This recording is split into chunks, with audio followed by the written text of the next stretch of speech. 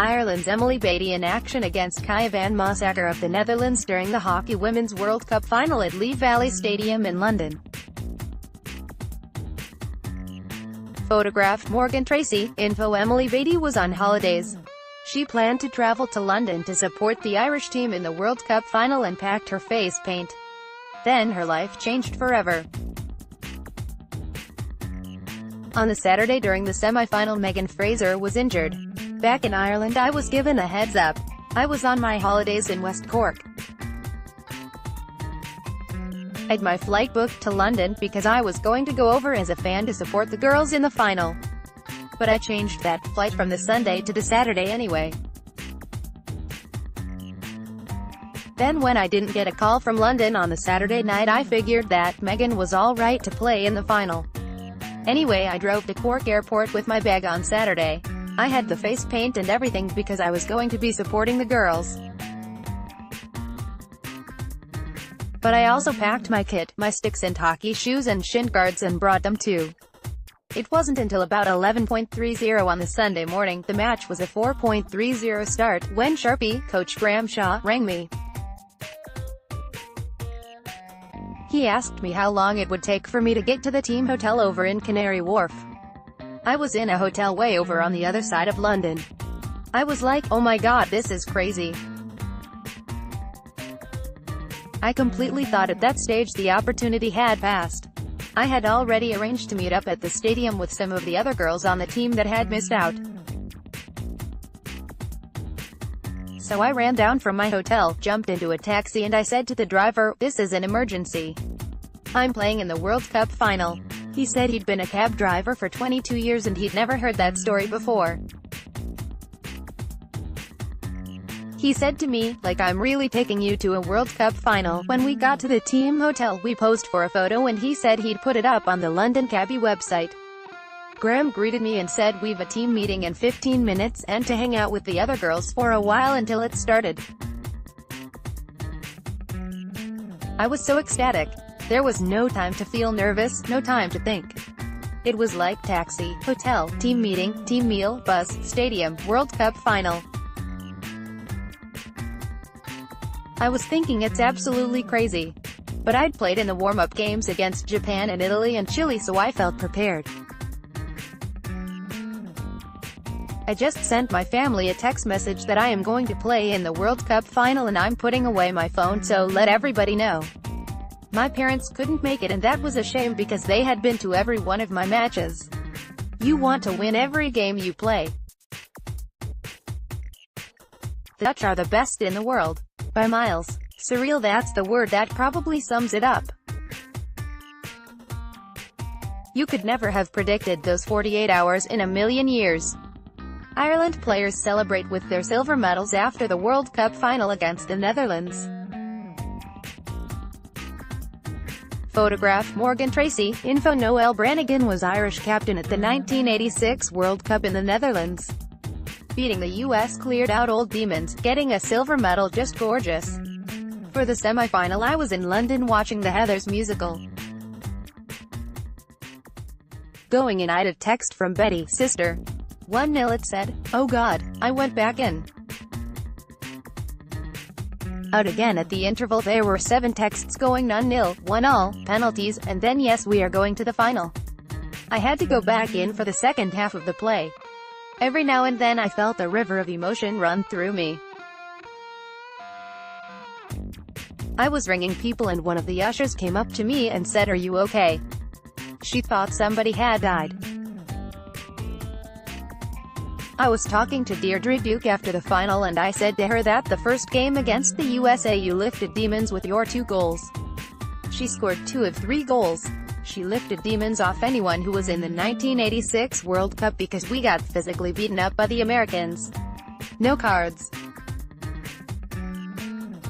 No nothing, and they took Joanne Minone out of the competition with a broken finger.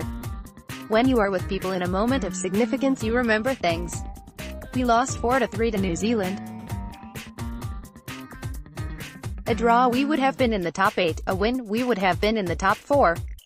I was captain of the '86 World Cup team and I had to go out and collect the Fair Play trophy. I wanted to shove it up the umpire. To now watch these young women out in a World Cup final. They were smiling, they were pushing the beyond, they were tolerating extreme heat, they were clear and confident. For so long in Ireland, even for this new team, they nearly did things. They nearly got to Rio. For so long nearly. This time nearly wasn't our word. It was nearly for India, nearly for Spain. My goodness, I didn't get a sense of oh god, they are going to be weak. Excited, yes.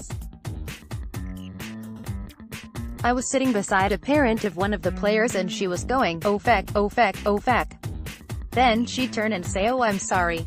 I said, oh no, please feck, feck, feck all you want. There was that weird thing that they were playing for the World Cup as opposed to playing in the World Cup and they didn't go all, oh mammy. It was a gorgeous position to be in. Ireland players celebrate their victory over India in the quarter-finals of the Hockey World Cup in London. Photographed Kate McShane, Getty Images. Joan Morgan, Hockey Ireland's logistics manager, had a World Cup of sourcing tickets for parents and fans and changing flights. When we got to the semi and final, my days totally changed into helping parents and supporters with tickets. The USA and Germany gave us a lot of tickets and we also got tickets from England. Shane Ross and John Treacy and Ken Spratt from the department came over and the Irish ambassador in London was there. Getting home was a nightmare. Originally we booked no flights because it's London and well served by airports. I'd an arrangement with CityJet to speak to them after the quarter-finals. When we made the top 4 we knew that was big. Then after the semi it changed again. I spoke to John and Ken about a civic reception which was confirmed late on Saturday. Meanwhile, CityJet was trying to get them home. It was me and Catherine McManus and Alex Sherwood doing all the media on her own. England would probably have an entire marketing department. We said to CityJet that we had to be all together as a team and a 6:30 p.m. flight on Monday was too late. In fairness, they put on an additional flight and we left at 10:30 a.m. We'd 58 people, team, parents, family. When we landed there were fire engines there to greet us by the side of the plane with tricolors flying. The first time it really hit. It was on Monday night on the 9 o'clock news. Ireland's Ali Meek celebrates her shootout goal against India in the quarter-finals of the World Cup. Photographed Joe Toth, Inpho Emily Meek watched her daughter Ali and the team grow with every match and blossom into a group with a shared belief. Generally in hockey your expectations follow through. It was the first major tournament I'd been to. Ali had missed out twice before. In that respect it was a big thing. It was almost like watching a progression for her in confidence and inner strength. I saw her evolving over 2 weeks in London. Together this team grew. I suppose I could see it because she is my daughter. There was a newfound confidence and I saw it in a lot of the girls. We all know our kids. You could definitely feel something was stirring. It seemed like they were ready and each believed in the other. After 5 minutes of the first game one knew Ali would hit her stride. I'd see the change and I could sense the same vibe from the other girls too. The shootouts were like a fist in my stomach twisting. When I saw Ali step up it was, oh my god. You don't want your daughter under that pressure. I felt anguish to be honest. You can go very quickly from high to low. The click of a finger. I felt it immensely proud, oh yes immensely proud. Regardless of what knockdowns you can make it in the end. If you don't believe in yourself nobody will. Former Ireland rugby international Gary Longwell worked as a sports psychologist with the Ireland team before the Hockey World Cup. Photograph Brian O'Brien. Gary Longwell has travelled from international rugby to women's team sports psychologists. They are an unbelievably impressive group that hadn't realised just how special they are. The best teams are driven by the players. They handle themselves with grace and have been so generous to pass the success around. That's typical of them. You've heard the Christmas songs they were singing. That was the excitement we all felt as kids at Christmas. That was a belief they created. We talked about this being the pressure and this is being the reward. It was getting into those terms, the players believing they've worked so hard and done so much, so why not go and enjoy it? It was absolutely critical. I've learned a lot more from them than they have from me, how to get mentally ready for games and how to relax. I just observed, looked for trends, looked for little things. They are all high flyers in their work life but have this incredible dedication to their sport. It was important that they enjoy this experience. They didn't let that pass them by. They relished it. Bottom line, what you had was a really special group. They were almost the last to realize it. Chloe Watkins and Anna O'Flanagan lead the Ireland celebrations after winning the semi-final shootout against Spain at the World Cup in London. Photographed Sandra Mailer. Info Gordon Watkins had no doubt about his daughter Chloe's toughness taking part in the penalty shootout. I had no ticket for the semi-final or the final. Then I met a guy at the quarterfinal. He was an Aussie and told me they had block booked 200 tickets. He said I have 30 and I might have 50 tickets. I said to him we'll take them all. The parents were beginning to panic a bit and get frustrated. I met him in the bar behind the South Stand where I met Joan from Hockey Ireland and she sorted it. They were all face value tickets. So we knew we'd get two per girl, £70 for the semi-final, £90 for the final.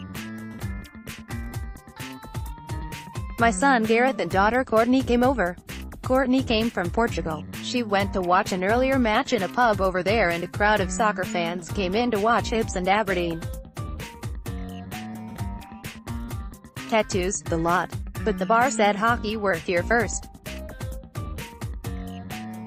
The football fans started grumbling, so Courtney stood up and said, "Look, my sister is playing in this match and I'm watching it." She left Portugal when they got through and came over. I'd booked an apartment for the 2 weeks for £2,400 and thought it expensive. As the tournament went on, it ended up being an inspired decision. With the shootouts, everyone was saying to me, "Are you not nervous?" But at the quarterfinal, they had done more than they expected. I wasn't worried. Chloe is quite a cool individual. I've been in tennis competitions and golf competitions with her, and if she had a 12-foot putt on the 18th to win the competition, she would sink it. And a swing to die for. The shootouts, I said to Chloe, "Chloe, I would put my shirt on you to step up and be brave enough, practice them and be cool enough." Jane Pinder is the same. No, I didn't expect to see this in my lifetime.